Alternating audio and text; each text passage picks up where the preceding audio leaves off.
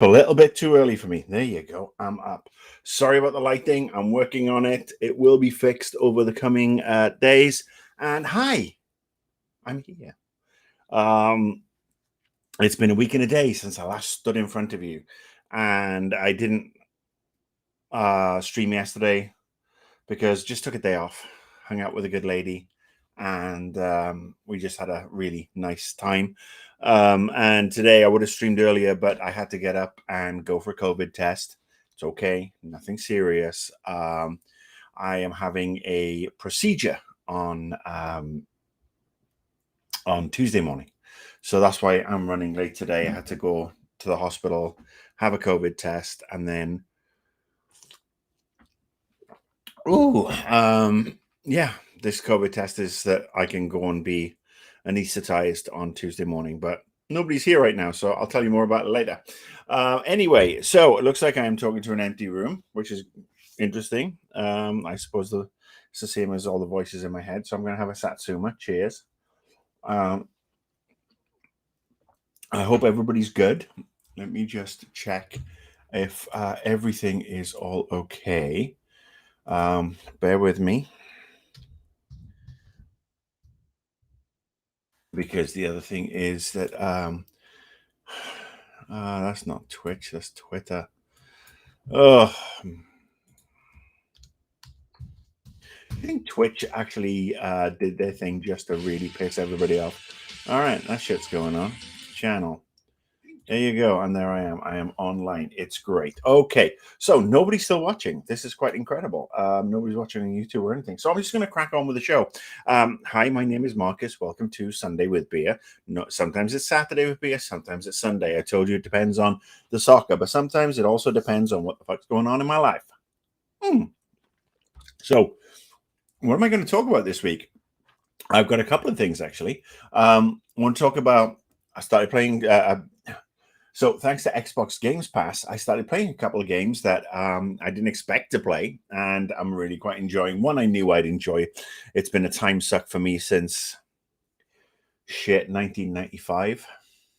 Yeah, and that would be Football Manager, which is in its God knows whatever iteration now. It was Championship Manager for a while, but now it's Football Manager, and it's back, and it just dropped on Games Pass. So I'm gonna talk about that briefly. Hello, Malachite and Simon Sinclair. Nice to see you. Thank you for dropping in. Hi, Annalie. You okay? You just take care of yourself. Sub-level 28. I really want everybody to take a minute and send all the positive thoughts to Sub-level 28, who's not been feeling very, very well. And it looks like she has a breakthrough case of COVID. So we're sending all the positive thoughts. And if you pray and that's your bag, pray. I'm sure she's going to be fine. She's a strong woman. She works very hard in a customer facing environment. So yes, please send all your positive thoughts. So you take it easy. If you need to just crash out, Annalie, you do that, okay? And we'll catch up again soon. Hi, Malkia. How are you? So if you are late, obviously late, I started a little early. Just catch up on what's going on in my world. The reason I'm streaming a little bit late today is I was up early enough to the hospital for a COVID test because thankfully I don't have it. But I need it because I'm having a procedure on Tuesday morning, which involves me having to be sedated. So the anesthesiologist needs a clean COVID test from me. It's basically part of the prep work for the radiation therapy that is going to start in January because there's a lot of prep work for it. And this is the first thing where they inject several small beads into my prostate as trackers. And then they use those trackers to make sure the radiation hits all the spots it's supposed to. And they also inject a fluid into me that surrounds the prostate and make sure that my organs don't get any residual radiation, because they don't want me to not kick this, but, they don't want me to get like 4 extra years of this and then get colon cancer or stomach cancer or something else, which is, I'm kind of down with that, So yes, that one apparently it's quite an involved process. They will be injecting the beads will be either gold or platinum, so they'll be gold in my bum. I'll have the richest bum in town. I've told the wife that's a retirement plan. When I finally croak, she has to get me cremated and then get the sifter out and sift through and get those little golden nuggets out. Anyway, hi, Dan. Nice for you to join us. Like I said, Annalie, we are sending all the positive thoughts to you. Okay, you just take care of yourself. Okay, so let's talk about some stuff and let's talk about Clickbait Central. And we all know who Clickbait Central is. It's Kotaku, because Kotaku have done another thing that's very, very Kotaku. And this week there's been an article as dropped on Friday, actually, 2 days ago, from Ari Notice, as in Ari, I'm a shit writer. Please notice me, apparently.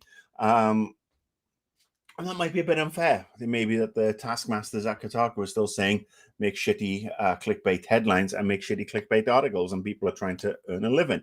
But RP Genius in the house, nice to see you.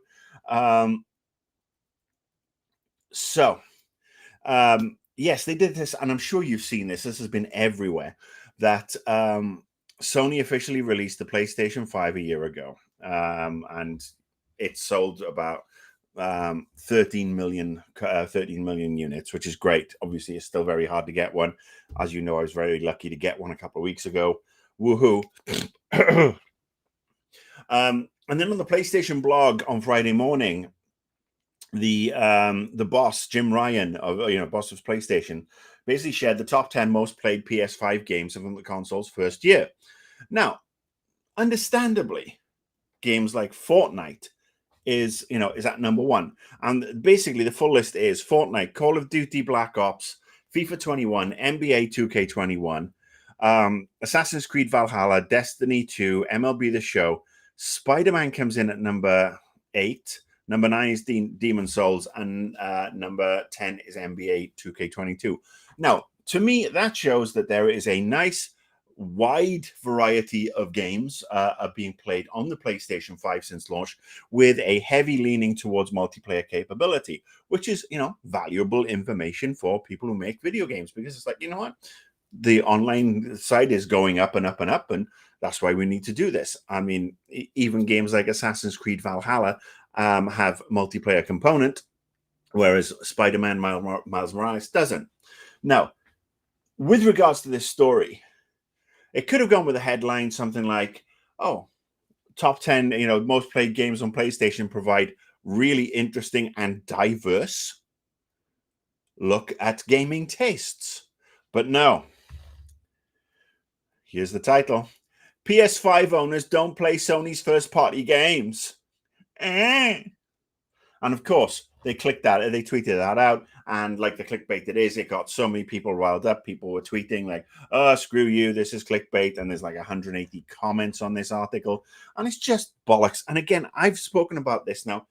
How many times have I called out Kotaku over the last decade? How many times? I mean, obviously now I have just this really small platform, so what I say is absolutely fucking useless. But honestly, it's just ridiculous. I'm going to look at this from the perspective of that's a really cool list of games that Sony put out. And I think it just goes to show that, yes, Fortnite's not going away, no matter how many people like me, and cheers, by the way, would like it to go away, because it just irks me. And let's face it, everything that irks me is no good. Of course, I'm just being stupid. I'm glad it brings joy to people, and if it keeps kids off the street, fantastic. But yeah, instead of saying that, oh, Dark Souls made that top 10, isn't that great? Miles Morales still being played, and a lot of people bought that at launch. The fact that Assassin's Creed Valhalla is being played, and Destiny 2 is still going, that's really interesting. But no, Kotaku went the douchebag route. But yes, so that's the first thing. And I mean, I just think it's great that there are so many cool games, and Kotaku, grow the fuck up. And whoever's in charge of Kotaku, grow the fuck up. I can't even bother to look who is the EIC of Kotaku now. Let's see. Oh, of course. It's Patricia Hernandez, the queen of clickbait, the queen of outrage. Um, so, anyway, let's talk about what else has come out this week. A couple of games dropped, obviously, on Xbox Games Pass, and the two I'm playing, as I said, are Forza Horizon 5 and Football Manager. I haven't played Call of Duty or Battlefield yet, even though I actually have codes for both. I have friends who are working at both companies, and they both sent me codes out of the blue. I should have died. I said I was dying years ago. So let's talk about Forza, because Sublevel 28 just said Forza is fun. Horizon 5, it is. I got into it by accident because look, I generally don't like driving games. You've probably seen me say this: flying games and driving games. I wish I could get into them, but they just irk me because I'm shit at them. And Horizon 5, I basically got into it because a good friend of mine, Carl Stalick, Coyote Gray on Twitter, he's a really good guy. I've known him such a long time. He said, "Oh, we're going to do a gaming night on Thursday." That's it. No ifs, ands, or buts. The wife was out, so I got the PC, got Horizon 5 on through Games Pass, and started playing it just to prep. And it was so much fun. And it just struck me how the driving game, especially with the Forza series, it's become an MMO. And bear with me on this. I mean, maybe somebody's already written this. Maybe I'm just late to the party with regards to figuring this out. But the daily quests, the grinding, all the things to find and see and do, the weekly quests, the challenges, the getting the XP and leveling up. I mean, it's just. I mean, I was playing it and I was like, I said to Carl, "Fuck, this is an MMO, man." He's like, "Yeah, it is." And it's just really bizarre and it's fun. It is a lot of fun. Now I'm still sucking at these games, and I know what my problem is. When I'm driving, I don't have a lead foot. I drive at a reasonable pace. I don't go slow or super fast. But when I'm playing in these games, where's that friggin'? Where is it? There it is. Yes. So controller, accelerator, me the entire time. I literally just hold the accelerator down. I'm like, brake? What's that for? Oh, if I want to brake, I'll just take my finger off the trigger, and that's the way I play. And it is not conducive to really getting into these games. But I got to say, if you have Game Pass, this is a great game. I'm assuming it looks really good on the current gen Xbox. Don't know how it looks on the Xbox One, but on PC with everything set to Ultra, it's beautiful. However, I will say, and be warned, the net code is janky. Janky. We tried to connect several times. We had 4 people we were supposed to be playing with. Couldn't get everybody together. Couldn't get everybody listening, everybody talking and hearing people. We couldn't all connect to the convoy. And this went on for about 3 or 4 hours. So in the end, it was just 2 or 3 of us, but we ended up losing a couple of other people, which is just kind of sad. But I also understand why it's happening, because apparently they've been picking up something like 500,000 gamers a day since they launched. It's fucking mental. So if you have the Games Pass, give it a try. If you're going to play with friends, be prepared. It is also one of those things that if you're a completionist, be prepared to lose hours and days of your life to this, because like 500 plus cars, hundreds of little things you ram through, speed camera tests, all these little things, which I'm sure were in the other versions, but I played Horizon 4, I think, but I never played it long enough to actually really get invested. So I started playing. I've got they're really clever. They, much like gambling, they say, "Oh, here's some free chips. Oh, here's half a dozen free cars. Only 496 and a half to go." So I'm like, oh, okay, all right, I'm enjoying it. I'm enjoying setting the auto tune up and letting the experts handle the tune up. I'm then just exploring and doing daft things. And it's a lot of fun. So yes, I do heartily recommend it, but be prepared if you're playing on the multiplayer, it's going to be a little janky for you, or it may be a little janky. It was janky for us. The other game I'm playing this week is Championship Manager, Football Manager. Championship Manager is what it was called, which is from Sega and Sports Interactive. This game, as I've said before, I've been playing since 1995 when I worked at Games World, and we played it on the Amiga. It's football management, and it's for the stat fans. And I just saw it pop up on Games Pass. It's got a little too stat heavy for me recently, but I thought, you know what, I'm not going to pay for it, but I'll give it a download. And I've been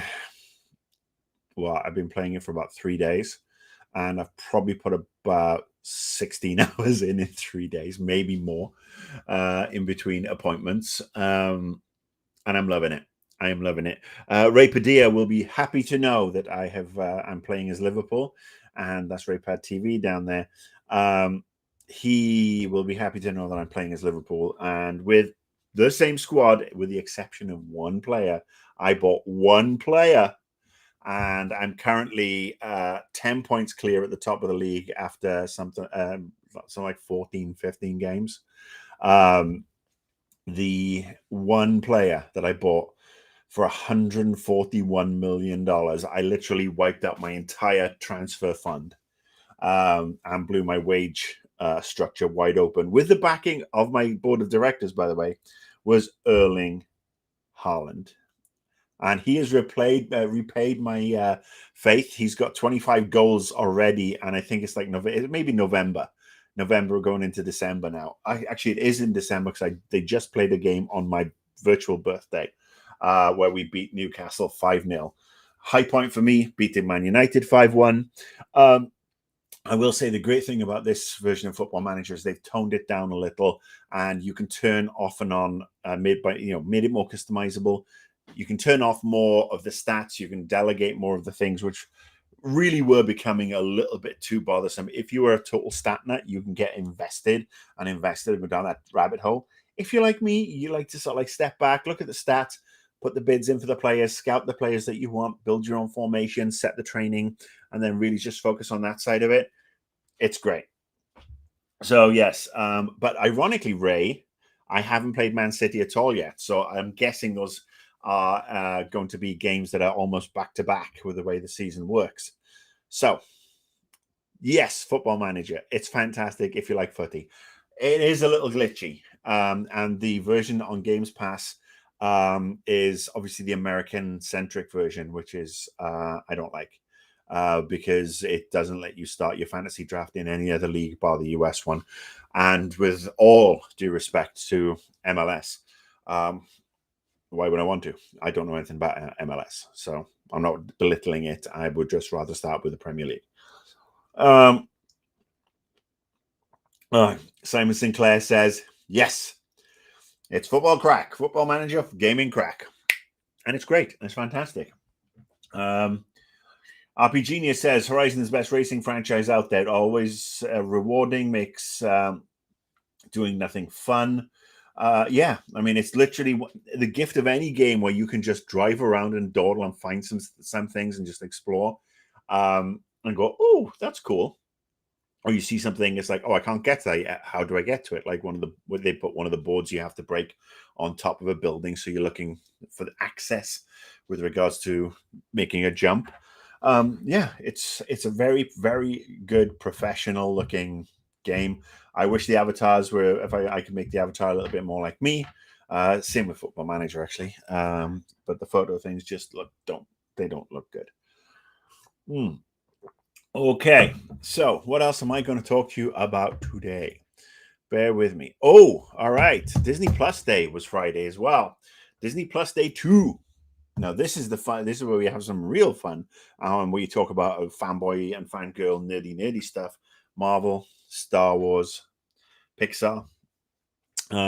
There's a new Willow series coming. Oh, I used to love that movie. I still love that movie. I used to have the book of it, which was really cool back in the day when I'd read the movie adaptations directly after going to see a movie, because it just added so much more to it for me.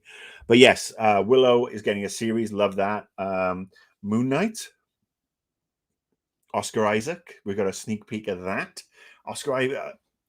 I like Oscar Isaac a lot. He's a great actor. I mean, he was kind of wasted as Poe Dameron because he wasn't given anything to do. We were kind of looking at him. He was built up to be the next Han Solo, but he wasn't. He was just kind of sidekickish-esque. So his English accent, is he doing an English accent? Mark Spector, I mean, I'm not familiar with Moon Knight as such. I know it's violent. I'm not sure if Mark Spector is English, but he looks a little bit cuckoo. I'm intrigued. Ditto for She-Hulk. The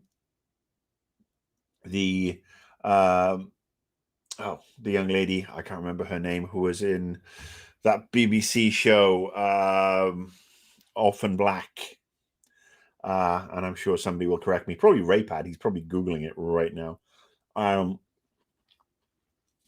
That looks great. We saw a couple of scenes from that, including a bizarre-looking take on "You Wouldn't Like Me If I'm Angry," Mr. McGee, which is from the 1978 Bill Bixby Hulk show. Sublevel 28 says, "Isn't Moon Knight a multiple personality? He may well be." I'm not really up on the character, but like I said, I think it looks cool.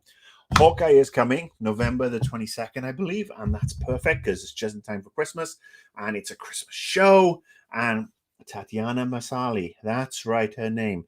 And I met the young lady there. Actually, she'd been doing some stuff for BBC Wales, and she was invited to a thing that the Welsh government threw on St. David's Day, which is March the 1st, which is about 5 or 6 years ago, as Orphan Black was just about to kick off. And actually, me and Shauna sat next to her. It was funny, actually. We were sitting one side.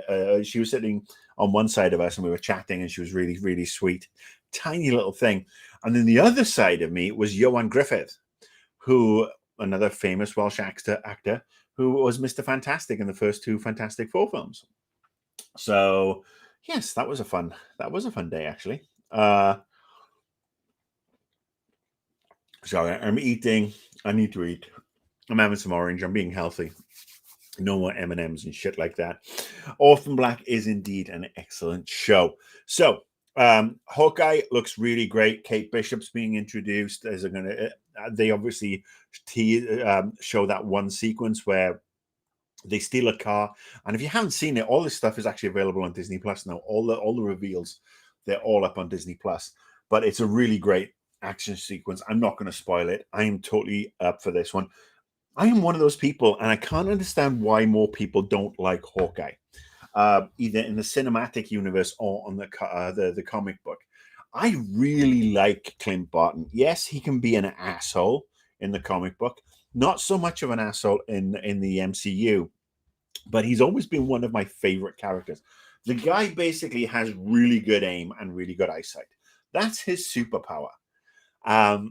He is a family man. He's loyal as hell to his friends. He is lethal with anything from a golf club to bow and arrows and darts or whatever. He has a code of honor, even when he goes off the deep end and becomes Ronin and really starts hacking and slashing, especially after the events of Thanos' first snap in Infinity War. I am looking forward to seeing this character have his own show. Now, everybody's talking about how this is the big handover. Everybody's excited to see Kate Bishop. Yeah, Kate Bishop's going to be great. Haley Steinfeld is a great young actress. She'll be great. She'll carry on that series and that mantle great. But I really don't want Jeremy Renner to be phased out of the MCU. I want to see more Renner.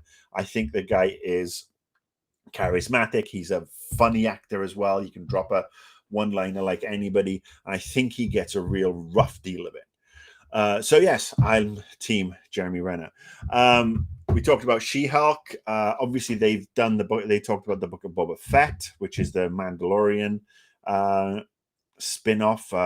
What we're getting this year instead of the Mandalorian, I don't know. Is it Mandalorian? I'm confused. But yeah, I'm looking forward to it. I mean, Tamora Morrison is back. They have a really good thing on Disney Plus right now, which is Boba Fett Under the Hood. and they actually show they talk about Jeremy Bulloch, who was the very first Boba Fett in The Empire Strikes Back, and they showed how he was in I think he was in the Force Attack of the Clones. He was in Attack of the Clones, I think. But yeah, they just showed how popular he's been. We lost him last year during lockdown. He passed away. I'm not sure if it was natural causes, well, COVID or something else, but he was a very popular actor in the UK. He appeared in a lot of things, very recognizable face, but he really got into the whole Boba Fett thing and just went for it like no tomorrow. And that I really can't, I can't fault an actor for getting invested in. And if you are known for something like Boba Fett and 30, 40 years later, you are still getting recognized and you are still invested, you are still delighting crowds by being nice and signing things as Boba Fett and being really into it.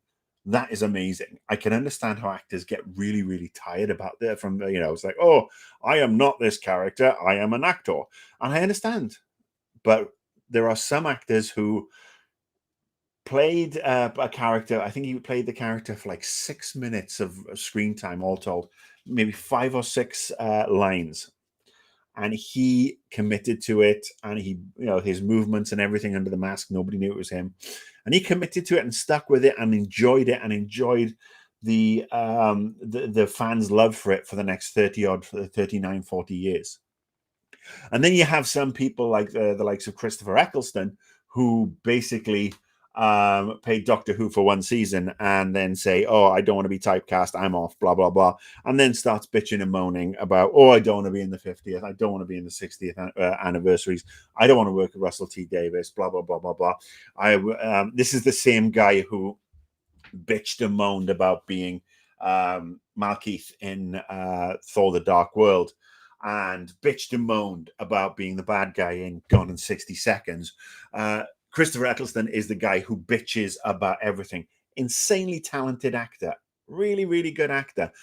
But a fucking prima donna of the highest order. So it sucks that he has taken himself out of the equation. And I know I'm going off on a tangent here with regards to Doctor Who next season and the 60th anniversary. But good riddance. We could do without him. I wish John Hurt was still alive, who would have been a great war doctor, and we could have got him back if there was a multi-generational doctor. So, yeah, screw off Eccleston, you twat.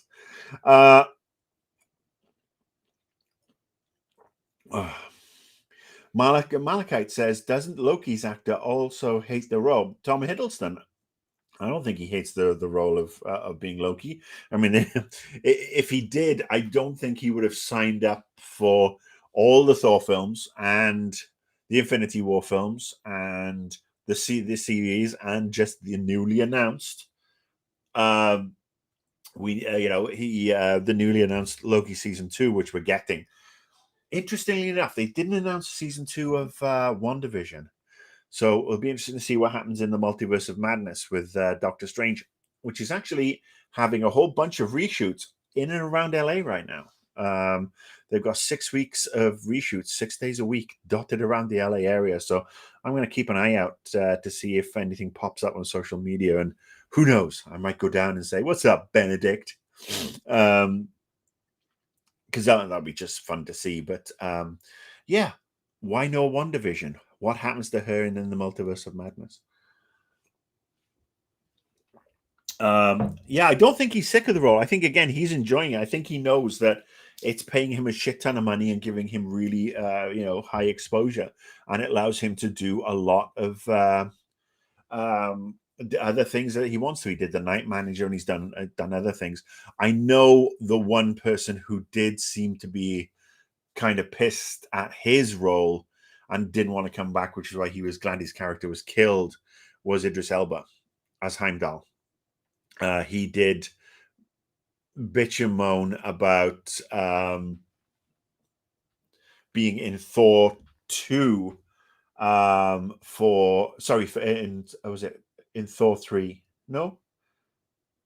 Oh, and maybe it was his Infinity War thing where he only had to go in for a day of shooting and they killed him off. And he was all decked out in his things. He did he did. He was really upset and said he was sick of it. And hey, that's just the way it goes. But he was been in several Thor movies.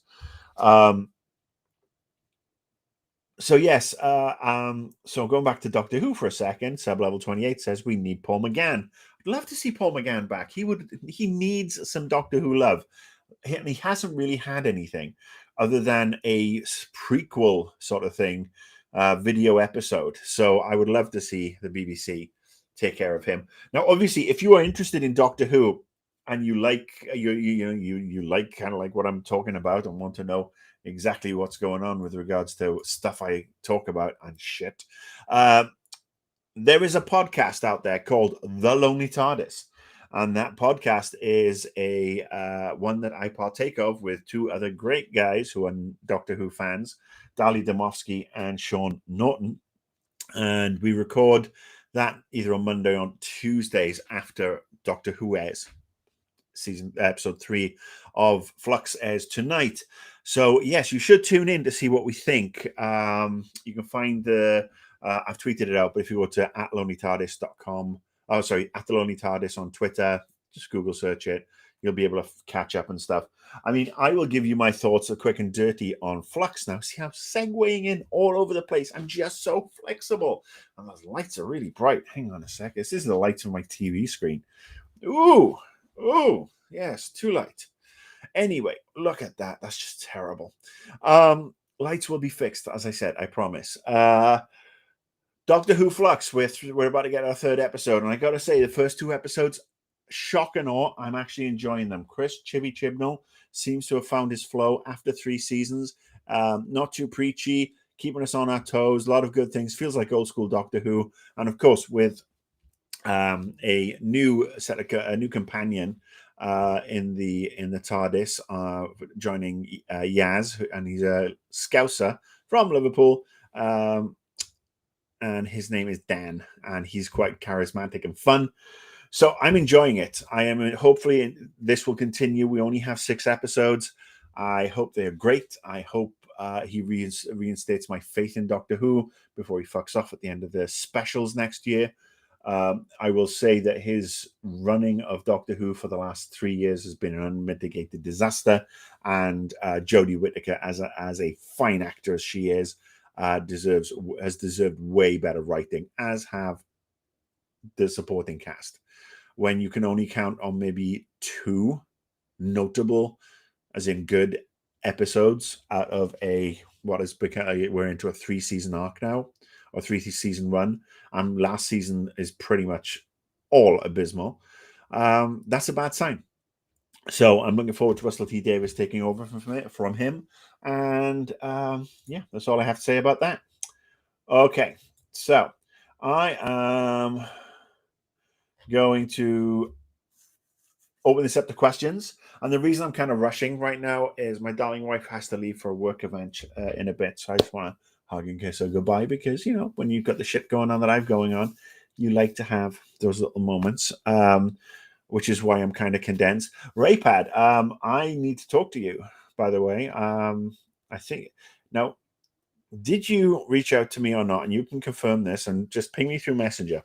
I think you may have reached out to me about doing some streaming or something together, and I'm totally down. I have an idea, even. I really do have an idea that I think would be fun. Yes. So if you have some questions or anything to drop, do it right now before I'm at the door. Next week, I will be talking about Battlefield. I will be talking about Call of Duty, which will be interesting because I haven't played either of those games for a long time.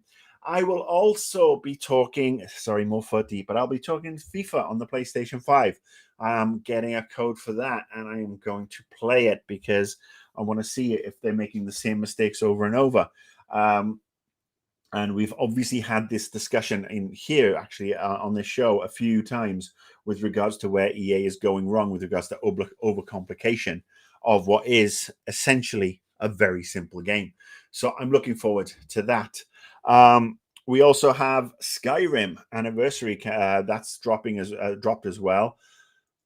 That one I have to install and have a look at because it's adding a whole lot of stuff to it. So yeah, I'm in for a busy time in between getting Calypso beads inserted into my bottom.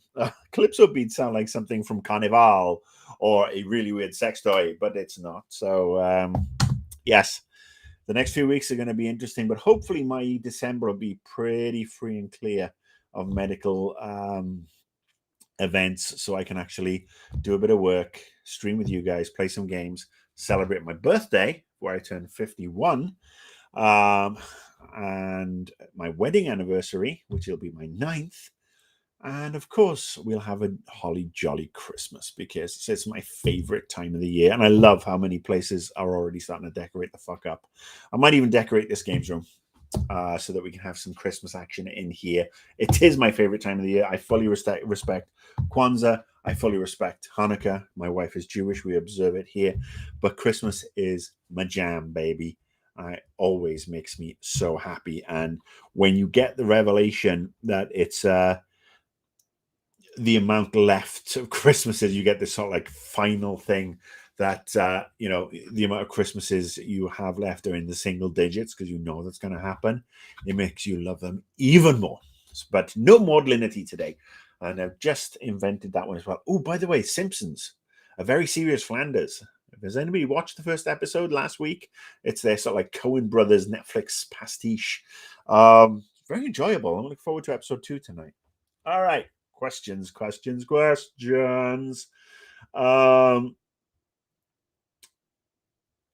Let's see.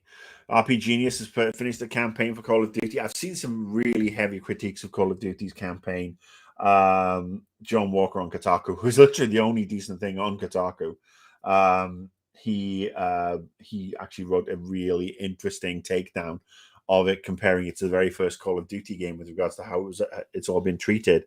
And ironically, again, got trolled by fans, this time for actually putting out a really interesting, classy article that basically dissected all the problems he had, not just clickbait, a really good fucking article, and he got hammered by the Call of Duty fans. So you can't fucking win to be a journalist.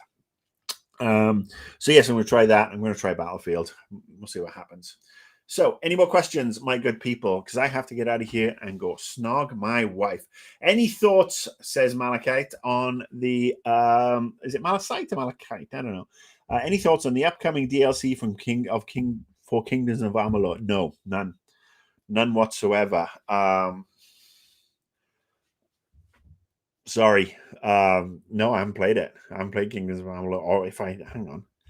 Is that one that came out a years ago and then just got redone recently? Let's just see, shall we? Bear with me, children. Oh, come on.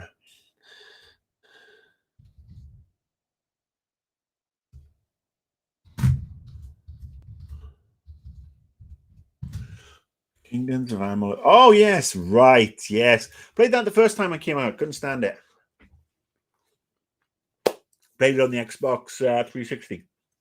I know it's out again, and I think again it's on Games Pass or something.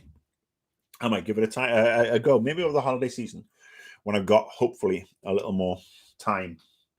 I think I've only asked for one game for Christmas, and it's very rare to ask for a game because I've always been able to get codes or whatever. But I did drop a very heavy hint with Shauna that I would like Ghosts of Tsushima, that one. That's the one that's done by Sucker Punch. So that might be in my Christmas stocking, which would be really cool because I'm looking forward to playing it. I obviously loved what Sucker Punch did with Infamous 1 and 2. I've heard so many people say so many good things. And so that might be my third PlayStation game after Spider-Man Miles Morales and Ratchet and Clank. So PS Plus Amalur. Yes, okay, that's what it's free on. All right. You know what? I will get it in my queue so that I can download it whenever I feel like it. Malachite. Okay, there you go. Great. PlayStation Plus. I still have PlayStation Plus, which is good. Yes. Any more questions? Very curious to see what state Battlefield is running on the PC. Is how it's running. Okay. All right. So, well, I'll let you know. I will let you know next week. And if I get the new streaming stuff that has been indicated that is coming my way, I might actually be able to stream some footage, because this is going to become a full streaming extravaganza of joy. And then I just have to figure out how to use it, because I'm a 51-year-old man who is like, what the fuck am I doing? Because kids, I mean, it's like these streaming decks, like, oh, we're going to do this. And we go boom, and it changes screen. And we do boom, and there's the effects. And there's me going, hey, is this webcam on? So, yeah, bear with me. It might take me till Christmas of next year, God willing, to figure out how to stream properly. But I'm going to have a crack at it. Oh, yes. And of course, Annalie and I think Raypad. They had the mugs. They are part of the mug crew. The beer mugs are spreading. It's a global trend. They are all over the world. If you want a beer mug, the only way to get one currently is to sign up for the Patreon and support tier 2. I'm sorry. There's no other way I can get them out at this precise moment in time. Look, having looked into other fulfillment things, the numbers just don't make sense. And the way they do this is actually, it is more expensive, but it means you get the mug. If you do fancy supporting me on Patreon, there's only 2 tiers now. There's the Patreon mug level, which is on the Patreon, and the $3 level, which is basically gets you access to the Discord server. We chat and everybody just shares cool things about each other and links to their own Discords and become friends. And yeah, that's $3 a month. And, let's face it, that's less than a cup of coffee at Starbucks. Anyway, I am going to wrap it up now because I have to go and kiss my wife because I want to see her for a few more hours. Be good. I will see you next week. Hopefully my bottom will not be sore. I will obviously tweet out after I've come out of surgery, and there won't be pictures. But after I've regained consciousness, I'm getting that propofol stuff that I had actually several years ago when I had a colonoscopy. So it should be a piece of piss. Fingers crossed. I will be out and back and chatting, and we will be all good in a week. So take care of yourselves. Have a good week. Much love to you all. And Ray, we need to chat. Have a good one. Bye-bye.